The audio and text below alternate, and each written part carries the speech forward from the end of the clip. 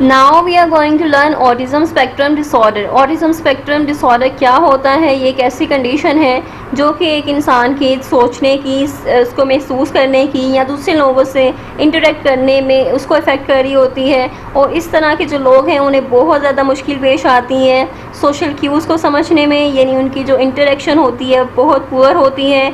उनको नहीं पता हाउ टू मेक फ्रेंड्स और हैव कन्वर्सेशंस, तो उनकी जो कन्वर्सेशन स्किल्स हैं उनके पास वो भी नहीं होती।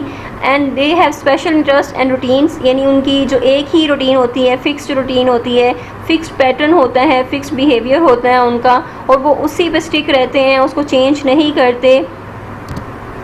इनकी थिंकिंग जो है वो रिजिड होती है, इनके जो बिहेवियर है वो भी रिजिड होता है। सो इस तरह के जो इंडिविजुअल्स होते हैं इनको बहुत ज़्यादा ट्रबल भी होती है सेंसिटिव थिंग्स में, लाइक लाउड नॉइज़ेज़ हैं या ब्राइट लाइट्स हैं, वो भी इनको डिस्टर्ब कर सकती हैं, बहुत सेंसिटिव हो सकते हैं, ये ओवर सेंसिटिव भी हो सकते हैं।